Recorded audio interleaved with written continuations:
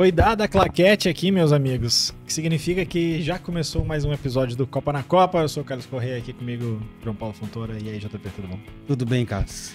A gente hoje vai falar, obviamente, da classificação brasileira, com direito a show, dança do pombo. Até o Tite entrou no prr dessa vez.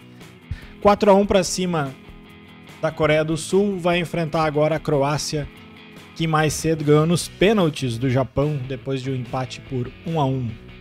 Não, que ficasse acordado pra ver esse jogo. Eu fiquei quase o tempo todo acordado. Quase o tempo todo. Vamos lá, então vamos primeiro falar do Brasil. Ontem eu falava com o Fabrício aqui nesse programa que sempre dá alguma zebra nas oitavas de final. Não, são 8 jogos, a chance de dar alguma surpresa é grande. E ainda não tinha acontecido nenhuma, o que aumentava a chance de, a partir de agora, cada vez que vai diminuindo o número de partidas, a chance de ter uma zebra passa a ser maior, né? Mas não teve nem tempo para se pensar em zebra nesse jogo do Brasil, né? Com 15 minutos, a fatura já estava fechada. Vini Júnior abriu, fez 1-0. Depois o Neymar ampliou, Richarlison e, por fim, o Lucas Paquetá. No intervalo, o Brasil já ganhava por 4-0. Segundo tempo deu até para tirar o pé e controlar. E sem graça, né, Carlos? Pelo menos eu achei. Sem graça assim... pra Coreia, que tá eliminado. Não, mas digo assim, depois disso a gente se prepara pra ver um jogo, pra trabalhar no jogo, né? Ficar acompanhando com 6 minutos. Mas melhor, né? Nessa fase, melhor, né? Na nossa perspectiva, sem dúvida. Mas digo assim, como atrativo, pra ter o mínimo, não teve o mínimo de emoção, né? E aí depois a gente até tava conversando durante a partida, né? Eles ter o comentário inicial, assim, né? O Tite podia ter tirado alguns jogadores, principalmente o Neymar, até antes, né? A gente ficou mais torcendo por isso acontecer, porque o jogo ficou em segundo plano. Pra não correr risco de nova lesão? Sim, e até cartão. Não, se bem que aí depois pra semi não zero, né? Pras quartas, zero. Da semi pra final. É o Fred e o Militão, parece, né? Então, Mas, para além da vitória e da classificação, o que me chama a atenção, que eu quero discutir aqui contigo, é o jeito que o Brasil ganhou. O Brasil passeou. Sim. O Brasil jogou bem contra a Sérvia. O Brasil fez um bom jogo contra a Suíça. Eu sempre digo aqui que 1-0 contra a Suíça é goleada. Camarões a gente não vai contar muito, porque foi um jogo que o Brasil entrou a não jogar, assim como fez a Portugal na última rodada, a própria França, que perdeu para a Tunísia. E vários outros assim que também no último jogo não fizeram tudo isso porque já estavam classificados. Por tudo que já se viu aí, amanhã ainda tem o jogo da Espanha, tem Espanha, Marrocos, Portugal e Suíça, mas por tudo que já se viu aí dos outros classificados até aqui, Holanda, Argentina e França e Inglaterra, o Brasil tá num nível de disputa de título. Acho que a França foi o que mais assustou, né? O Brasil hoje faz frente à França? Como é que tá na frente, inclusive? O que tu acha?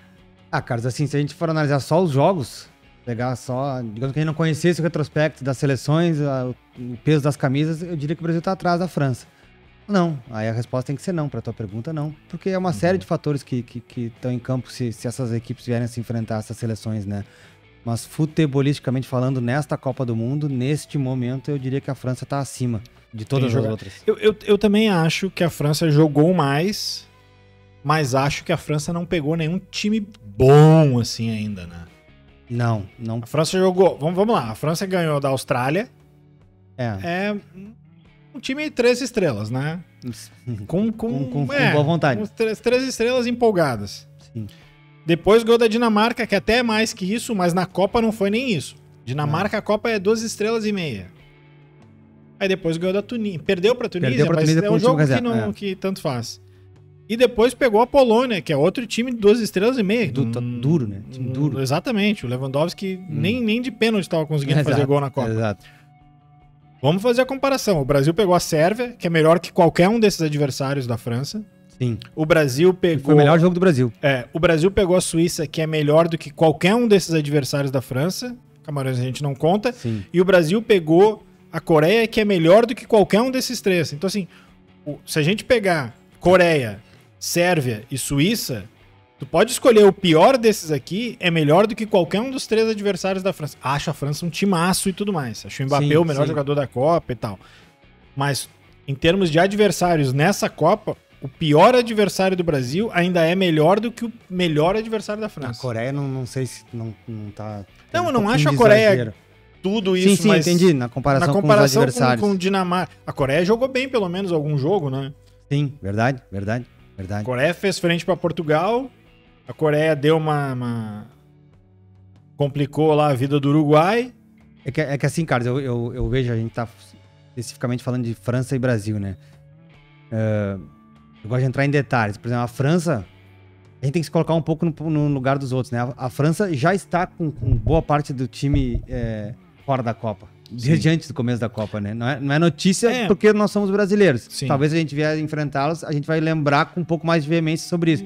Imaginemos a gente a gente perdeu o Neymar 2 jogos e olha a confusão que deu, né? E não sei, cara, eu acho... Mas é aquilo, não vai mudar, vai ser essa seleção. Sim, mas na hora de avaliar um contra o outro, como tu estava propondo agora, eu gosto de fazer esses poréns assim. Não, tudo bem, mas que eu digo assim, o time que a gente vai avaliar são os dois times que estão aqui. Sim. Eu não vejo o Brasil tão... Não é nem tão longe, eu não vejo o Brasil longe da França. Eu vejo o Brasil hoje, eu não acho que o Brasil contra a França hoje é favorito. Não. Mas eu não acho que eu acho que é um jogo sem favoritismo. Tá, entendi. E também eu vejo assim, já que a gente tá propondo um confronto que tá longe de acontecer ainda. A gente tá antecipando os debates, essa semana não vai ter jogo, a gente vai ficar cagando tese aqui pra caramba. Cara, eu vejo assim, me parece uma seleção mais pronta, a da França, e com muito menos peso pra carregar. Eu vejo esse jogo do Brasil hoje contra a Coreia, embora eu tenha dito mais de uma vez ali, o contra Camarões não conta. Talvez não conte a título de avaliação técnica, mas eu não tenho dúvida de que a derrota machucou muito internamente o Brasil. Já senti isso na entrevista do Tite, não após o jogo entre um jogo e outro. Eu não tô enganado, o Tite deu uma entrevista já ríspido, coisa que ele não vinha sendo. Sim. Eu acho que tentar hoje... Não foi só a agilidade do adversário em tentar resolver o jogo ligeiro. Hoje foi o contrário, né? Ele deu no gol do Richarlison, tem toda a cara de ser aposta, né? A combinação. Isso. Até o Tite entrou na dança do pombo. O que motivou alguns comentários aí na internet. Eu vi o Roy Keane, né? Ex-volante da Inglaterra, achando desrespeitoso. Desrespeitosa é a carreira de títulos do Roy Keane, né? Que não nem se compara com o futebol brasileiro, sabe? As estrelinhas daqui que a gente tem 5, o Roy Keane não tem nenhuma, sabe? Fazer aquelas camisetas tipo do Rolling Stones que tinha em relação ao Mick Jagger, fazer uma do Roy Keane, que é tipo, who the fuck is Roy Keane, sabe? Roy Keane que vai dar um pouquinho. Pesado com o Roy Keane? Não, o Roy Keane é que pegou pesado com o Brasil. Os caras querem dançar depois do gol, deixa dançar, velho. Vocês são duros e não sabem dançar, tudo bem. E olha que a música de vocês é ótima, mas mesmo assim, não sabe dançar, o problema é teu. Pois é. Mas, seguindo, outra coisa que me chamou a atenção é o Brasil tem variedade de jogadas, Sim. Né? Não é dependente de uma jogada só. O jogo de hoje resgatou um pouquinho da estreia, né? É a hora que a gente dá um pouco mais de valor para os jogadores que a gente tem, né? E que estão jogando, é bom lembrar, né? Alguns a primeira Copa, né? Vários. O trio ofensivo é a primeira Copa. É uma gurizada, né? É uma gurizada. Aí quando a gente... Não foi nosso caso aqui de se deslumbrar, mas a estreia foi de encher os olhos, porque era contra um adversário com aquelas características que tu deste ali de... se não da primeira linha europeia. Era técnico e forte. Técnico e forte, era a estreia e a gurizada tirou de letra a estreia. Sim. E hoje me pareceu já que era treino já desde o início, né? Eles não têm culpa disso, pelo contrário, foram eles que construíram essa maneira de jogar. E de fato aí o repertório aumenta mesmo. E ao contrário de outros, desfalques, né, ao contrário de outros jogos, mesmo das oitavas de final que a gente olha. Eu vou pegar o exemplo, vai parecer que eu tô falando mal da França e não é. Eu acho a França um timaço e tudo mais. Mas se a gente pegar o jogo da França com a Holanda, com a Polônia teve chance de largar na frente. Não foi... A defesa do Lohri quando tava 0x0. Não foi um passeio da França no começo do jogo. O jogo da Argentina com a Austrália também não foi um passeio até a Argentina fazer 1x0. O próprio jogo da Holanda com os Estados Unidos também sofreu ali no final.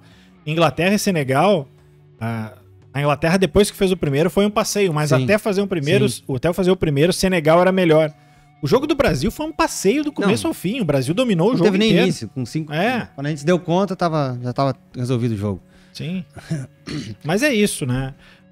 Pra gente não enrolar muito mais aqui a Mari, não, na verdade é o Aleph, né, quem vai nos editar. Vamos dar uma mão aí pro editor e ir pro outro jogo.